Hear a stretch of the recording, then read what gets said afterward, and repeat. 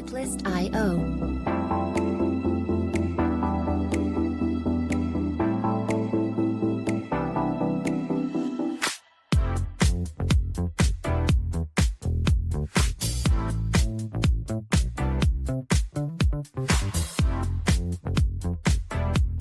Music licensing reimagined.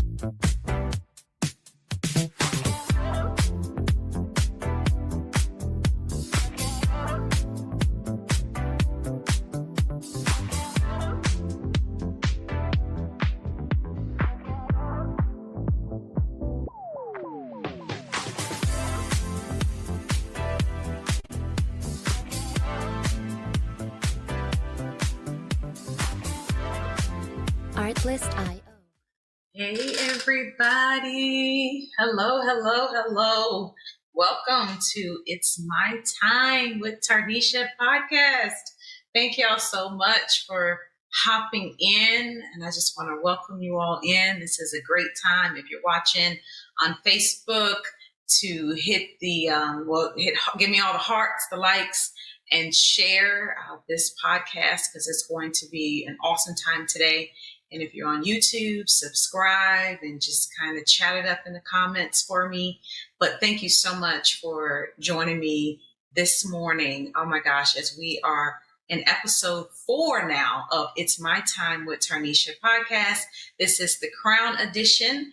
The Crown Edition is in adjacent with my new book that is coming out spring of 2026, When Her Crown Slips, Leading in Life Without Losing Your Marriage. And I am super excited about this book, and more details as far as how to pre-order is coming soon. So super excited. So we're doing the podcast. We're kind of doing this in conjunction with the new book release. And this is episode 4. Last week, if you did not get an opportunity to catch last week's episode, definitely go back and watch it. We have been on, this will be week 2 on conflict resolution. And last week, we broke it down. If you did not get a chance to watch that episode or listen to that episode, please go back and do so. It's really about fighting for peace in your marriage. So it was a really great episode. So today is part two of conflict resolution. And I am super excited because we have a guest that will be joining me, Dr. Kristen Hunt, who is a licensed therapist, a licensed mental therapist in the state of South Carolina, has said yes. And we're going to pull her in here in just a moment. And it's going to be a powerful part 2 of conflict resolution. So like I said, make sure that you are sharing so that your friends can be a part of this conversation. It's going to be incredible. Oh, wow. So you know how we do an intro. What are you reading and what are you loving? First of all, we just came off a Labor Day weekend. So drop in the chat about your Labor Day experience. I definitely want to hear about if you all went somewhere, if you had some type of experience. Please make sure that you are putting that in the chat. I love to hear about what you all are doing. It just inspires me and gets me fired up. So certainly share that. For me, we just chilled. We just chilled this weekend. We didn't do anything crazy. My sister came from Charlotte. We hung out. And I think Monday, PC and I went downtown and just hung out a little bit. I love our downtown here in Greenville, but it was just really a relaxed weekend. So I love to hear about what you all did. And then what are you loving and what are you reading right now? I love to hear about that because readers are leaders and we all should be reading some sort of literature to keep our minds sharp, right? And educate ourselves. And then we should all be experiencing joy, right? The joy of the Lord is our strength. And we should be loving something. So for me, I am reading right now A Celebration of Praise by Dick Eastman. It's a really great read, and we are doing this as part of our book club with our church, Greater Gathering Church, Greater Gathering Girls. We've been doing this book club for over 2 years, and we meet on Tuesday night, and this is the book that we are currently reading. And in fact, I am co-leading this group with Dr. Kristen, who will be jumping into this conversation here in a moment. So if you would love to join us, you're more than welcome to do so. Just send an email to greatergatheringchurch@gmail.com and we'll send you the link so you can be a part of that. You don't have to have the book to be a part of that this season, but that is the book that I'm reading right now. So I'd love to hear about what you're reading. And then what am I loving? Well, I think I'm loving having my hair out in this season. I'm typically in protective styles because I work out and all that. But decided to let my hair breathe right now in this fall weather that we're experiencing. So that's what I'm loving right now. So I'd love to hear about what you're reading and what you're loving. All right. So conflict resolution. Wow. Last week we unpacked a lot. And so that's why I want you all to go back, because for the sake of time, I won't be able to unpack all that we discussed. And I have my notes here, but I won't be able to go back and unpack all of it. But we did talk about the enemy and what we know the enemy comes to do. He loves division. He comes to steal, kill, and destroy. And I want to read you a scripture in Psalm 133, 1 through 3. You know, we know the enemy hates unity. He uses division as a tool to destroy marriages, families, and even churches. But God commands a blessing where there's unity. And that's Psalm 133, verses 1 through 3. And so this conversation is critical because a lot of marriages suffer because of division. I mean, we're supposed to be united. We are a unit in our marital relationship. It's a covenant. It's before God. And yet this is the one area where most couples struggle with. They're just not on the same page. And conflict is actually a healthy thing. It's not a bad thing to experience conflict because we're all different, right? What separates us, I think, from understanding that, okay, we're going to have conflict, we're going to have division, to how do we get to be in unity, right? It's a process. It's a process to walk that out. And I know for me personally, we were literally in conflict. And I think I shared this last week on episode 3, part 1 of conflict resolution, where PC and I were in a conflict, and some of the tools that I had in my tool belt, I'm so grateful that I had those that I could pull from, because that conflict could have turned into a heated discussion, right? And we could have been mad at each other or something. So I think that's what it is. A lot of us lack tools, but then also part of lacking the tools is that we have to be in a place mentally. We have to be mentally and emotionally healthy to tap into these tools. Because it's hard to use tools when you're not in a good place mentally and emotionally. You don't even want to, right? So this is why we have Dr. Kristen on to kind of unpack that today. And Amos 3:3 says, can two walk together unless they agree? And so we have to agree in our marriages. I mean, even if you agree to disagree, it's still agreement. And there's power in agreement. And so at this time, I want to invite Dr. Kristen in to join the conversation on our conflict resolution part 2. Hey, Dr. Kristen. Hi, thank you for having me. Absolutely. Thank you for saying yes and joining me today. Of course, always excited to do things with you and share our projects. Yes, we do a lot together, which is great. I love it. So listen, everybody doesn't know you like I do. So can you take some time out to just introduce yourself and tell us a little bit about you and your family life and your profession? Sure. So I just finished this doctorate. I own Vision Run Counseling. I just got married 7 months ago after being in a single season for about 12, 13 years.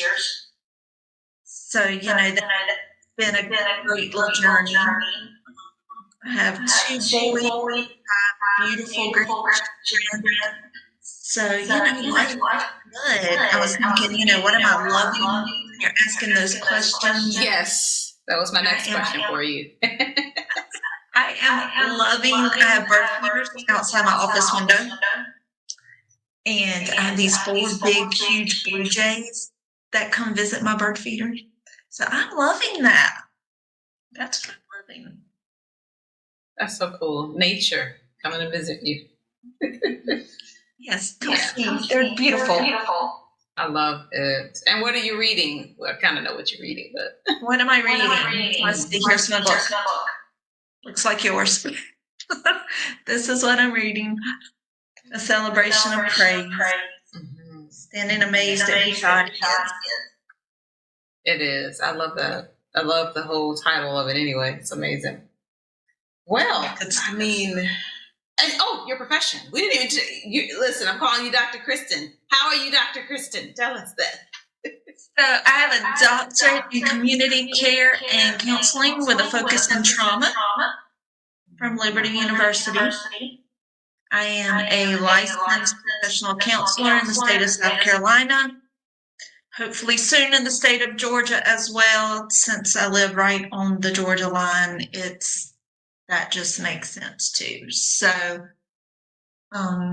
yeah, that's how I am, doctor, and that is a new thing. So I'm really excited that I get to read something different than trauma books and things on emotional intelligence. Even though I love that stuff, it's why I did it. It drives my passion is to encourage, equip, and empower people for purpose.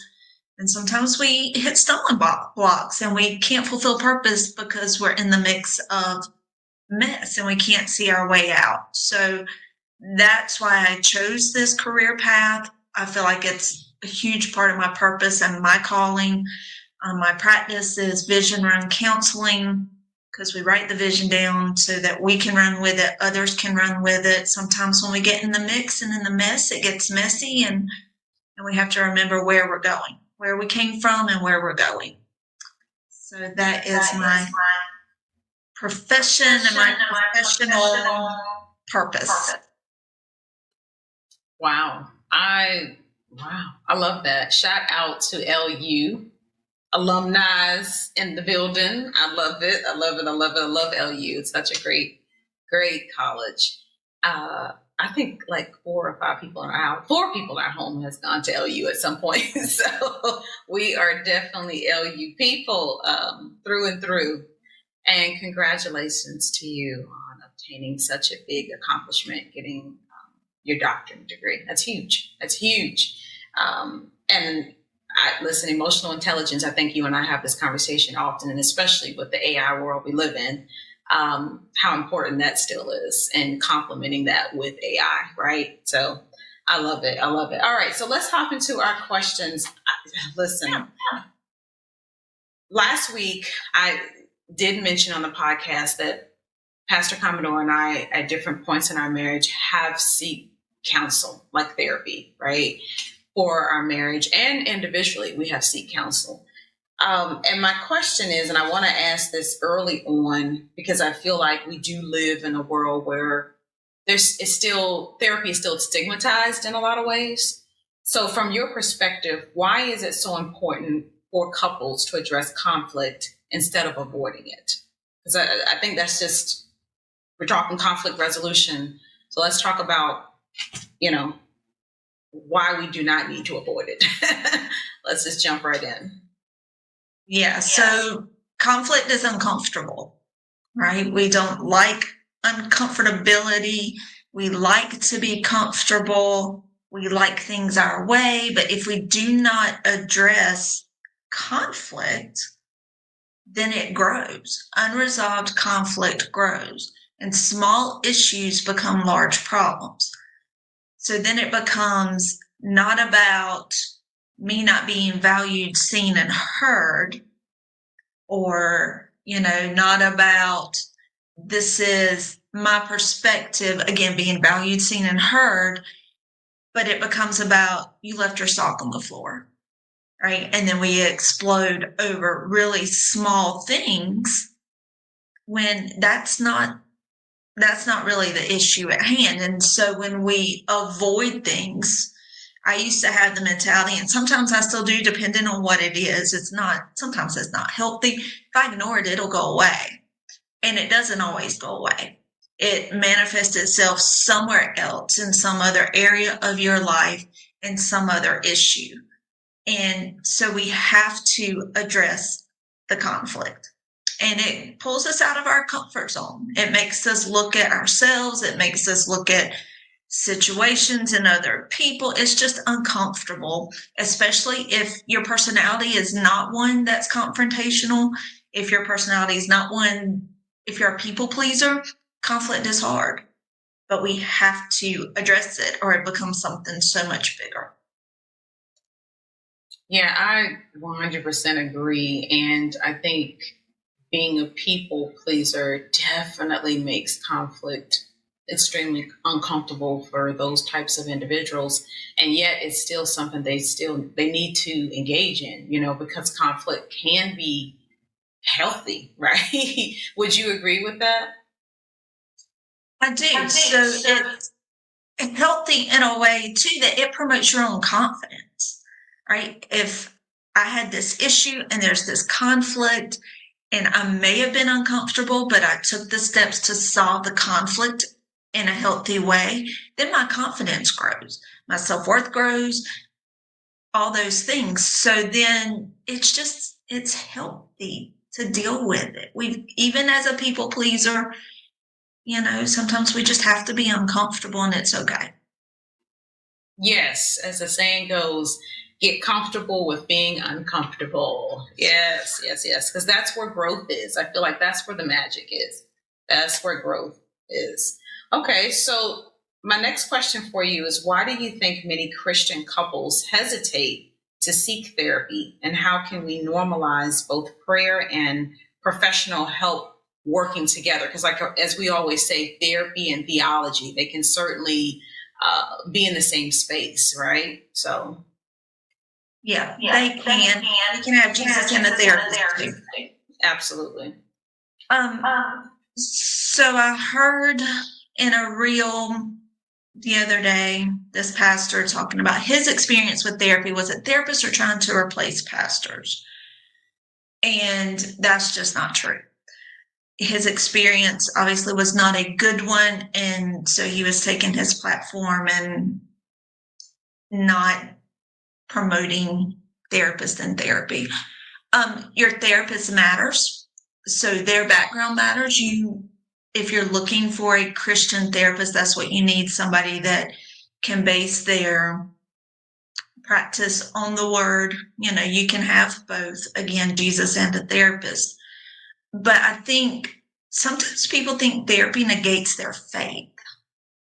And that if they seek therapy and they seek help, then maybe their faith isn't as strong as it should be. And that's kind of admitting that they're weak, when really that's not the case at all. Nobody walks this walk together.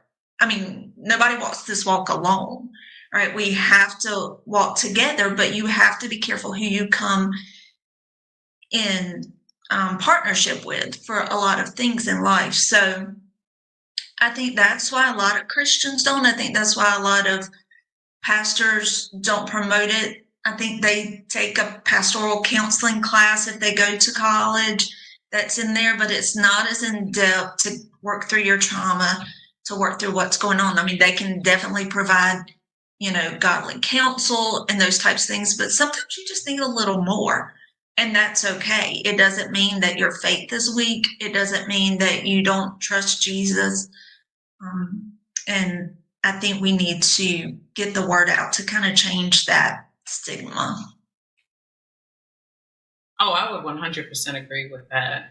And I know for me, therapy helped in so many ways for me to realize why I do the things that I do. Because oftentimes we just do stuff, right? But we don't understand why we do them. And I think with therapy, it allowed me to unpack, some of the issues that I dealt with even in childhood that shows up today. And then it definitely shows up in your relationships. And you just keep doing the same thing because there's a lesson there that needs to be learned so that you can do something a different way, a better way. But if you don't know what that is, again, it's about having these tools in the toolbox and you don't know what it is, then how can you correct it? And so I think therapy it really opened my eyes to not only what I was doing, but why I was doing it. It helped me unpack some things in my life.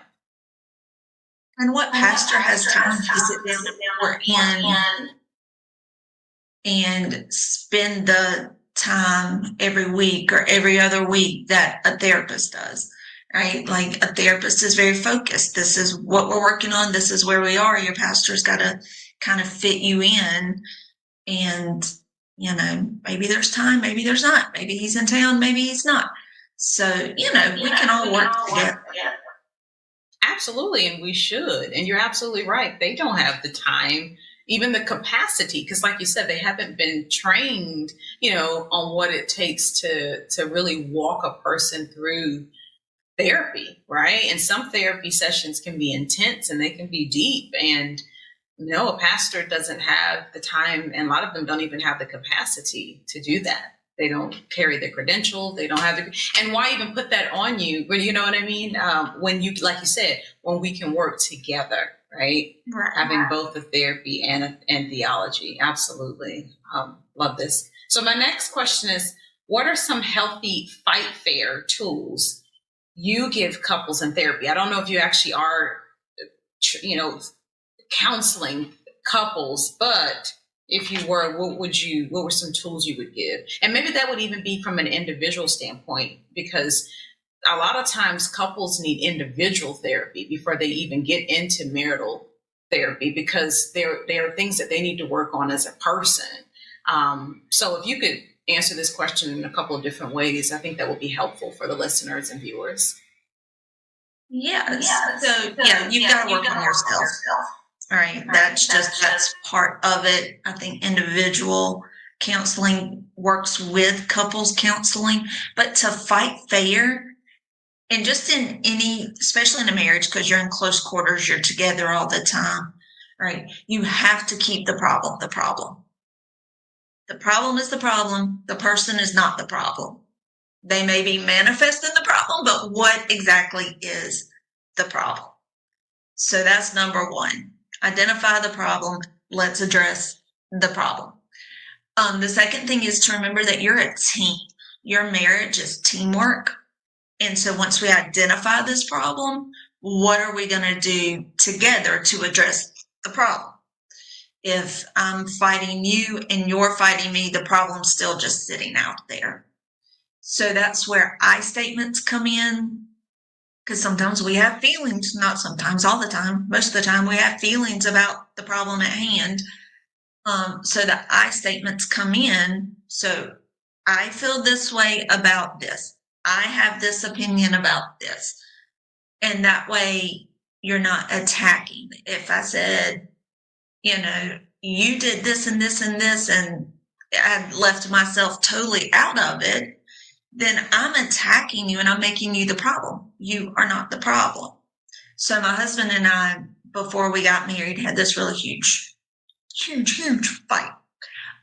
Whether it was a fight, a misunderstanding, a difference in expectations. Most conflict comes from a lack of communication and unmet expectations. So it was huge, right? And in this situation, we both realized that, hey, we need some space. So I went to my corner, he went to his, and even in that, it even wasn't a discussed thing that I need space. It was, I'm walking away. Like, I'm just walking away. And then we can get the emotions out and then come back to, here is the problem, right?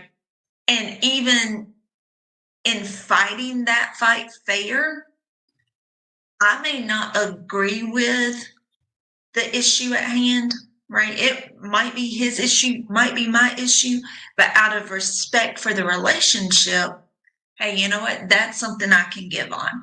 I can do this for you. I respect you enough. I value this relationship enough to where I can give in that. And I think, again, because the problem is the problem, there's some give and take. So I think identify the problem, use the I statements, take space when you need it, and make sure that you can give a little bit. It's a give and take, right? It's not all his way. It's not all my way. I'm an only child. That's hard sometimes. He's the baby of 5. That's hard sometimes. But those would be, that's how you fight that fair. Everybody's got to give a little bit. Absolutely. They do. We all do. And I think that kind of goes back to knowing yourself. That's why I believe individual counseling is so beneficial. You can do it in conjunction with marital counseling or even before that. But this way you kind of learn your trigger points and maybe if you had trauma or abandonment issues or some sort of abuse, and those things show up in your relationships and especially in conflict. And so it's definitely helpful to know that about yourself. And then you said something that was also important. Like you said, the problem is the problem. And we talked about this last week on the podcast, because I was also talking about I statements and I feel and all those kinds of things. And I at one time I was doing it so much that Pastor Commodore was getting irritated by me doing that. Like, why you keep saying I? But that's just how instead of saying you, it was the I statements. But the other thing, like you said, the problem is the problem. And then we have to understand the real enemy here, because we know that the enemy comes we're not fighting against flesh and blood. We're fighting against spiritual wickedness in high places. And remembering that the enemy comes to steal, kill, and destroy. He loves division and he hates the idea of marriage. And so when we get into these conflicts, we have to remember, I think, those two important things. Like, hey, like you said, okay, it's the problem, but now I'm reminded of all the other problems that I've had with you, or I'm triggered by something that happened in my childhood, and so now it's showing up here. And identifying that and then being able to have tools in the tool belt, like I said, on how to navigate this is very helpful. So yeah, you definitely brought up some great points there. And speaking of like trauma and abuse and things like that, things of that nature, my next question is, how can unresolved trauma, abuse, or abandonment show up in marriage conflict, even years later? Because I with my husband, I've been married 25 years. This stuff can still creep in decades later. So it can. And again, just to go back again, you said that the problem and then it builds and then it's not this problem if you don't deal with it. That's why you have to deal with it. You have to deal with the conflict, or if not, it will keep building and it will keep coming back up. So I just wanted to throw that in there. You have to deal with it. But your trauma and your life experiences give you the lens and shape your perceptions of things, right? So I have different life experiences than my husband. You have different life experiences than PC. And when I look through that lens, I see things totally different. I might have trust issues. Somebody may have walked out on me. My attachment pattern is impacted by my trauma and my life experience. If I have not dealt with that, then I don't understand those things. And so in the limbic system of our brain, there's your amygdala and your hippocampus, and that's your fight, flight, and freeze system in your brain, not to get too technical, but and so your hippocampus stores these memories. So if a door slams, if you were a kid in an abusive situation, your parents didn't get along, they fought all the time, maybe you weren't abused, but maybe their marriage wasn't all that great and doors slammed all the time and people left and people yelled and all that. When you hear those things, your hippocampus stored all that. So even now, if you haven't dealt with that and processed that, you might hear a door slam. You might be in an argument with your spouse. They slam the door, and in your brain, it goes back to, oh, they're not coming back because that happened and my dad didn't come back. Or maybe there's yelling. Maybe you were abused as a kid, and there's yelling, and after the yelling, you suffered some type of physical abuse. So now when you hear yelling, you're waiting. You're bracing yourself, waiting for what's coming next, even though that was years and years ago. So we have to be self-aware to know this is why I react this way, and addressing the conflict helps build that trust in that relationship that you're in now, which is why too you have to have the communication to talk with your spouse about the things that you've dealt with. Sometimes we don't want to talk about it, right? Like, oh, that happened years ago. I'd rather forget it. I'm going to ignore it. It's going to go away. But it comes back, and sometimes you don't even know why until you get into therapy and you can start uncovering some of these things. So it just changes your perception changes the way that you trust, the way that you communicate. It heightens your fear and avoidance during conflict. So you've got to process your trauma. My therapy practice is not one to delve into the past and the trauma really heavy. It's there, and I'm sorry that it happened to you. This is how it impacts you today. How can we change that thought pattern to make it more productive for you today, to give you a healthier future today? Because we can't go back and change that. There are things that we can do to lessen the impact of it, and there are things we can do to change the thought patterns for you, Right. and give you a healthier future and now. Yeah, I love that. I feel like those are all the tools, right? That's necessary to be able to navigate life going forward. But I certainly can speak to that myself, because for years I didn't know why I was acting the way I was acting until I got into therapy. Yeah. And begin to unpack, okay, these are the things that happen.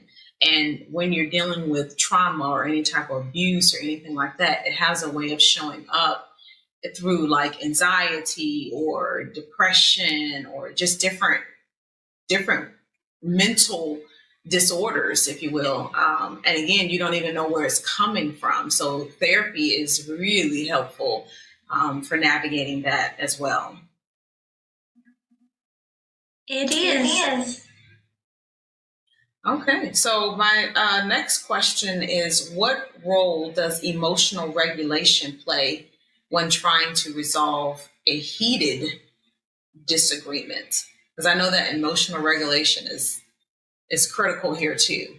So It is. Yeah. So self-awareness is right. If you're not self-aware, then you don't understand your own emotions.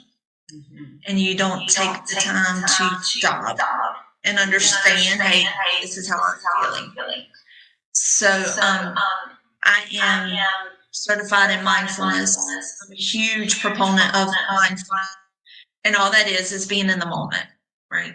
Being in the moment. Do what you have to do to bring yourself back to the moment, and it regulates those emotions. So when that fight, flight, freeze response happens, sometimes you might have to take some space to figure it out. Sometimes you might have to walk away for a minute, be like, okay, this is how I'm feeling.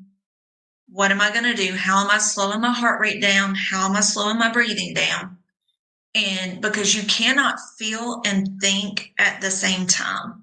So something I like to do when I worked in schools is, so we had like this little hand model of the brain. So if this part of your hand is your brain stem, is your heart rate and your breathing, things you don't control. And then this is your feeling part of your brain, your amygdala, your limbic system. And then this is your executive function part. It's the part where you think and you make rational decisions and you problem solve. If you are feeling and you're in this emotional, enhanced, excited state, you're not thinking, which means you can't communicate, you can't problem solve, you can't make rational decisions because you're stuck here. And so in school, we called it, when your lid is flipped, you can't think. So being able to regulate your emotions, being self-aware enough to say, you know what, I can't do that right now. I need a minute to get out of my feelings so that we can think and process this problem. Because if you get me in my feelings, then chances are it's going to be all about you, right? That's where the attacks come from. That's where, you did this to me, blah, blah, all that kind of stuff. So being able to be self-aware, mindfulness, breathing, 5, 4, 3, 2, 1, grounding, those things, journaling. Sometimes you can't always just sit down and journal, but being able to regulate those emotions is very important in conflict. Very important, because if not, then you can't think. And if you can't think, you can't problem solve and you can't communicate really well. So something that I do a lot of times is, it's like a progressive muscle relaxation, but it's real quick, and I'll just sit and tense all my muscles up so I can feel it, and then just relax and breathe. That's something you can do anywhere. I can just, take a second and breathe. I can control my breath. And so when I'm focused on my breath and controlling that, then my heart rate slows down too. And then I get out of the, okay, I'm okay, right? I'm not in danger, because that's what that fight, flight, freeze response is, a great survival response back in caveman days. We don't really need it now. So sometimes we do, but I'm not in danger. I'm safe. I'm okay. Okay, what is really going on? So we have to be self-aware, and we have to be able to regulate those emotions. Yeah, I 100% agree with that too, because there's so many regrets, so many bad decisions that are made when we cannot regulate our emotions. Because like you said, you're just not able to think. Because a lot of people will say, what were you thinking, when something's happened, and now there's a lot of regret around it. They were not thinking, right? They just didn't have the ability to think. And so again, having these tools to know, okay, when I'm in this space, I need to separate, I need to get somewhere, I need to calm down. A therapist told me years ago about box breathing, and that was very beneficial. The way you breathe in for 4 seconds, and then I think you exhale for like 4 or 5 seconds, like a box. You just kind of keep doing that to calm your heart rate down, so that you can breathe, that you can think. So disagreements, if it's too emotional, that's not the time to have the disagreement. And I think it's okay to table that. And this is one of the questions I'm going to ask you that too. There's 2 questions, but one of them is that if you're in a heated discussion with someone, and because we're talking marriage, if the spouse does not understand that it's okay to table that, then that to me seems like a boundary issue.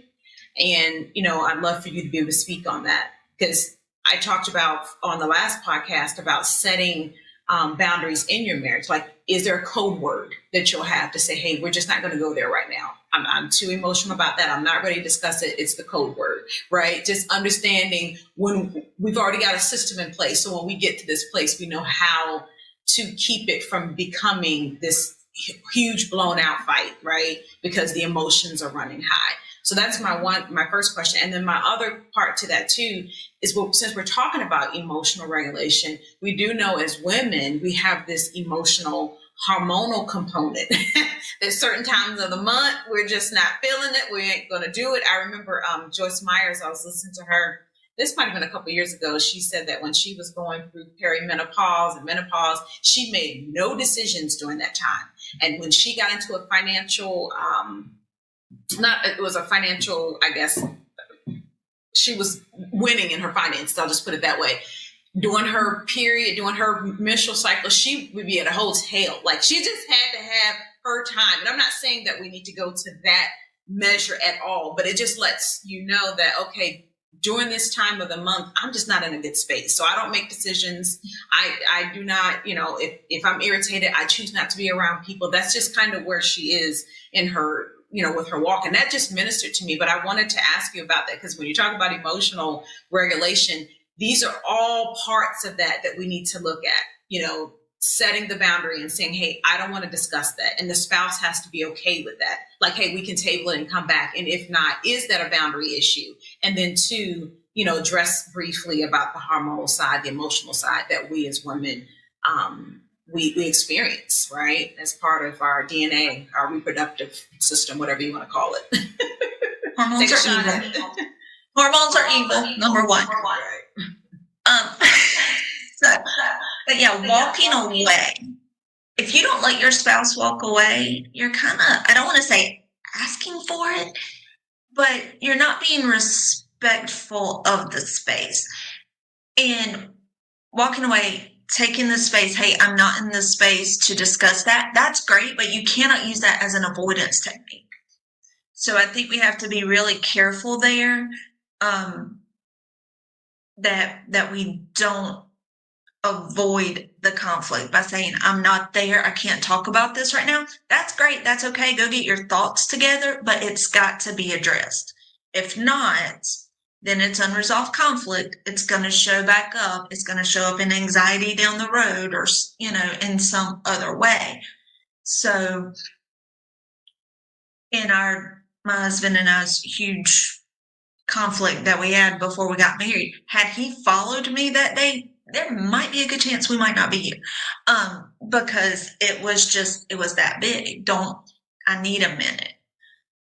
But yeah, then it creates other issues, right? Like you said, it's the boundary, it's the personal respect. However, if the history is you walk away and say that you're not ready to deal with this, but then it's never dealt with, then that's an issue as well. So we have to be sure, if we walk away, that we do come back and handle the problem. Remember, the person's not the problem. And if the person is a problem, then there's something deeper, and that's a whole other conversation. But for conflict, it's got to be handled. Walk away, gather yourself. And for the hormones, oof, girl, let me tell you, those are real. That's always a question in my practice. I work with a lot of teenagers. That's always my question. My first question is, where are you in your cycle? Because it impacts. And so when you're dealing with marriage, we're talking about marriage and conflict, your spouse has to understand that. Like, there are things that you can do, and again, being self-aware of when I'm in this portion of this cycle, I don't make decisions. Don't bring me conflict. That's not the time to bring up something from 3 weeks ago. All right. Let me get through this, and then we'll talk about next week, but not today. And, even just to be nice and aware enough to, hey, you know what? I got dinner this week, or, just those little things kind of help. But hormones increase anxiety. Huge, huge. I had issues a few months ago with anxiety. I've never had anxiety, like not, I'll get nervous and anxious, but not like huge anxiety. And it was just all in my chest, and it was so weird. So weird. And so then I went to the doctor. I was like, hey, we got to do something. And it's a hormonal. So we have to be aware and explore some other avenues of what's the cause of the anxiety. If it's a hormonal issue, let's address that. Let's not go straight to anxiety meds and antidepressants, that kind of thing. Let's address the root cause. Yeah. It's real. I love that, because it really is about communication. Because I found myself there last month when I was having my cycle, and I'm like, you know what? We had so much that we were trying to do to get our young adult sons enrolled for college and all the things, and that just was not the time to do that. Like my stress level was probably on 11. It was way up there, because I was already just in this hormonal state, right? And then having to take on extra stress to try to get them situated. And then, they kind of waited to the last minute to get stuff done. So here we are trying to help them get everything situated. And the stress level was just up there. And I found myself at that time. I said, you know what? I've got to pay more attention to what's going on in my body right now. Like what's happening around my cycle, because I am in that perimenopause stage of life. And so some cycles are a little bit tougher to navigate than other cycles. And I have to be okay with that. And then the other thing is I have to communicate that. And it's okay to communicate it to my household, not just to my husband, but to my kids. They're going to be married one day and have wives. We don't need to shun away from the conversation. That's the elephant in the room at this particular time. It's no shame in that. But I think we have created a culture where we just don't talk about this stuff enough. And it's something that's kind of like, we know women go through it, but it's just not the topic. We don't have a conversation about it. And so I think it's important to do that, because then we can address the elephant in the room. We know what it is, and then we know how to prepare. And like you said, with your spouse, he can show more grace. He understands, okay, this is what's happening during this time of the month for her. Do you know what I'm saying? Yeah, absolutely. And two, I don't think that we use that as an excuse, but I think it's just a self-awareness moment, right? Of sometimes those big decisions come during that time, and that life just happens, right? And sometimes it just really tends to to happen that way. But that's where maybe that big decision takes us a little longer. Maybe we process it a little different during that time. Maybe, that conflict can't be avoided in that moment, but it takes us a little longer to process it because, hey, you know what? I'm going to take my time here because this is where I am right now. And that's okay, right? That's okay. Nobody says that we have to rush through conflict resolution. Maybe we start resolving the conflict. Maybe we acknowledge it. Hey, you know what? There is a problem. This is what I can do about it right now. Maybe next week I can address it a little deeper. And maybe next week we can really resolve the conflict. But let's at least acknowledge it in the time. And, I don't want us to create avoidance issues of conflict just for certain reasons, like hormones or, I need a minute. We don't want to do that, but we do want to acknowledge where we are in our bodies, where we are with our emotions, and at least give the people around us enough respect to communicate that, right? Communication and unmet expectations. Those are the two major conflict causers. So if we can keep those two things in the forefront, then I think it would be okay. Absolutely. We definitely don't want to make excuses, but I think it's good to just be aware of this is what's happening. Yeah. And then try to plan and make decisions accordingly. That's just really, I think, what it comes down to. But you're right. We don't want to make excuses. And we certainly don't want to avoid conflict because, like you said, that definitely causes much bigger issues down the road. Avoidance is definitely not the way to go. Definitely not. Yeah. So I just have two more questions for you, Dr. Kristen. My next question for wives: how can we better approach conflict without making our husbands feel attacked or disrespected? So I asked my husband that question last night for dinner because I'm not a husband. I don't know, right? So I'm like, how do we do that? And so in our conversation, it became a self-awareness conversation. So we had called a conflict. We had an issue, maybe might be a better word, earlier in the week. And it called, hey, we need a minute, give us a space. And he took his space and he asked himself the question, is this something that I'm doing? And so I think that when we approach the conflict, that we look at, number one, what does respect look like to our spouse? It looks different to everybody else, right? I heard a podcast the other day, submission in my marriage looks different than submission and respect in yours.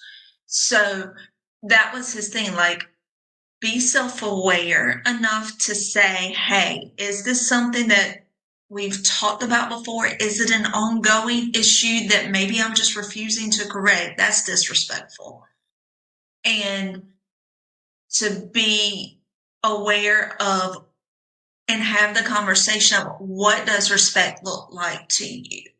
So I think in a lot of marriages, we don't ask that question, right? I think we just throw the word respect around. I think we throw respect, submission, we throw those words around, but it's what does it look like in your own marriage? And I think that's a conversation that you have with your spouse, is when we have conflict, and you have to talk about it, you have to practice it. When we have conflict, what makes you feel attacked and what makes you feel disrespected? Because what makes my husband feel attacked and disrespected is different than what makes PC feel attacked and disrespected, or, anybody else. It's different. It looks different, just like what does love look like to you? Love languages, it might look different. Women like security and love. Men like respect and structure and solid things. So kind of a conversation needs to be had within your marriage as to what does that look like before the conflict starts. Even in premarital counseling, we had that conversation. What does it look like to you? And then you have to be respectful. After they tell you, you have to be respectful of that, right? And kind of log it away in your brain. Okay.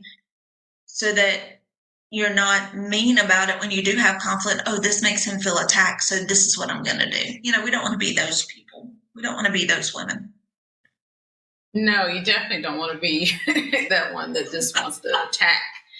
But I was talking to another couple the other day. What was the wife? And she was explaining to me that her husband feels disrespected when she speaks truth, like especially truth that hurts. He takes that as a form of being disrespected. That's a tricky one because it could be in tone that it could probably be perceived as being respected. But truth or speaking truth in itself is not disrespectful. It may be the tone or maybe what's being said that the husband is having to like process that and he feels attacked or he feels disrespected. What is your thoughts on just hearing something like that? Yeah, so that's a tone issue. When are you bringing it up? Are you bringing it up in the middle of conflict? If we're fighting over the sock in the floor, that is not the time to bring that up. Couples counseling is a great place to bring that up. If you have a really good couples therapist, you can go to them with your individual issue. They will help you bring it up in session. They're not going to take sides. That's not their job. But they will help you bring that issue up in session and then help your spouse process that while you're sitting there. So you got to be careful. A lot of times we say it's not what you say, but how you say it and the time at which you choose to say it. Yeah, 100%. I would say that's like mediation. Absolutely. Yeah, absolutely. And Jesus did leave that model, right? And that goes for your spouse as well. Oftentimes we don't think of that, but if we've got a disagreement, he's our brother in Christ, along with being our spouse, being our husband, you may have to bring in, right, a third party, which would be great to have a counselor or a therapist sit in on that. So good stuff. All right, so my final question for you, what would you say to someone listening who feels like therapy is admitting failure in their marriage? Asking for help is never admitting failure. I think having struggles and issues and not asking for help is the road to failure. So there's nothing wrong with asking for help. Individually, in your marriage, you've never been married before. You've never been married. If you have, you've never been married to this person before. It's like being a parent. I've never parented 27 and 24-year-olds before. So it's the whole thing. You've never been in that situation before. Sometimes you need an outside thought and an outside opinion because sometimes you're too close to the situation. Right? So I think not asking for help is the road to failure. I would definitely say so. I think I mentioned that in the last podcast about like just choosing not to suffer in silence, because I believe that's where the enemy really has his field day with you as an individual, with you and your spouse as a marital couple, when you just choose to stay isolated. And far too often, I believe that's what couples do. And then the next thing we hear is that they're getting divorced or whatever. And it's like, what? We didn't even know they were having problems. So it's just an idea of suffering in silence. So I think we might have lost Dr. Kristen here. She's still there. Okay. I couldn't see her anymore. All right. That's perfect. Okay. No, so I would definitely say that is what you don't want to do, is suffer in silence. Ask for help. It is readily available. And then, as I mentioned last week too, just finding people that you can trust to share. That's why a licensed therapist is really a great place to go, because, there's confidentiality there. There's HIPAA laws and things, unless it's something going on that they need to report. For the most part, what you share is left in confidentiality. And so, and that's important. And I think people like to have that peace of mind, knowing that what they share won't be repeated. Yeah, it is, which is being here, staying here. Yeah, absolutely. So that's really great. This has been awesome. I so appreciate you just coming on and sharing your thoughts, especially around this conflict resolution among married couples. And where can people follow you if they want to know more about Vision Run Counseling? Tell us all the things. Yeah, well, thank you for having me. I really enjoy talking and bringing light to some of these subjects. It's really great. And so we have a Facebook page, Vision Run Counseling, Instagram. You can follow me on LinkedIn. On LinkedIn, it is not Vision Run Counseling, it is Kristen Hunt. So, yeah. And then from there's my website and phone number and all of those things to get in contact if we can help you in the state of South Carolina. Yes, and soon to be Georgia. Isn't that correct? Soon to be Georgia. Yeah. Right, we're going to pray over that. Yes, we are. I love it. I love it. I love it. And so as you all know, as we end the podcast, I typically like to challenge you all, walk away with a challenge, some questions for you to ponder on throughout the week until we meet again. And so for married women, I have a reflection question. When conflict arises, am I seeking to win the argument or to win in unity with my husband? So that's something just to reflect on when you get into arguments or you feel like the discussion is getting heated. What's the end game? What are we doing? What's the goal here? What's the end game? Is it to win, to continue to be unified with my husband, or is it just to win this argument? So reflection is important. And then a husband conversation starter, something to sit down and talk with your husband about throughout the week. Remember, we always talk about the importance of dialoguing daily. We want to make sure we're doing that. When I struggle with submission or respect during conflict, how can you hold me accountable in a way that helps me feel loved rather than lonely? And I believe this was one that we mentioned last week. So in case you didn't do this conversation starter with your husband last week, I beseech you to do it this week if you have not done so already. And then for my single ladies, I have something for you too, because listen, if you're believing God for your husband, you're already a wife. The Bible tells us that he who finds a wife finds a good thing and obtains favor from the Lord. So you're already a wife in spirit long before it shows up on your left finger. Amen. So my reflection question for you here is, am I doing the hard work now through prayer, therapy, or self-reflection that will help me bring healing, not hitting hurt into my future marriage? Let me read that again. It's a long one. Am I doing the hard work now through prayer, therapy, or self-reflection that will help me bring healing, not hitting hurt into my future marriage? That's a big one. That's a big one. Not hitting hurt. We don't want hitting hurt in our future marriage. Such a good question.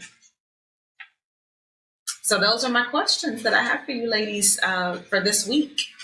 And again, I want to thank Dr. Kristen for hopping in here for episode 4, part 2 of our conflict resolution.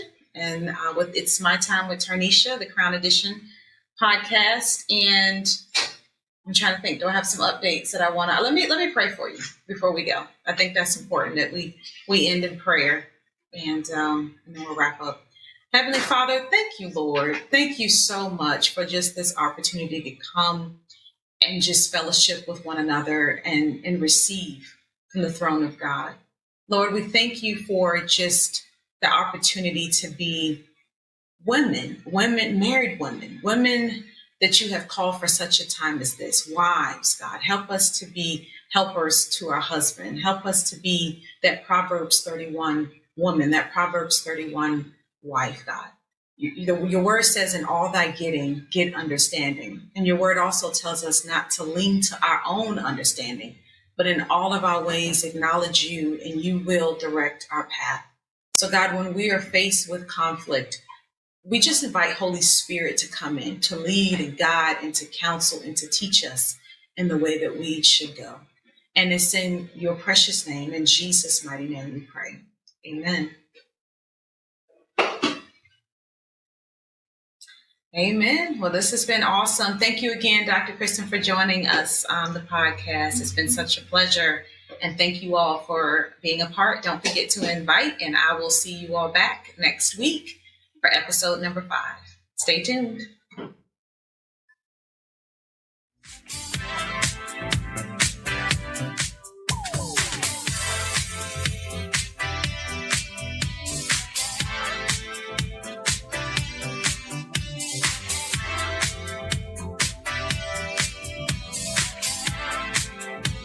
Music licensing reimagined.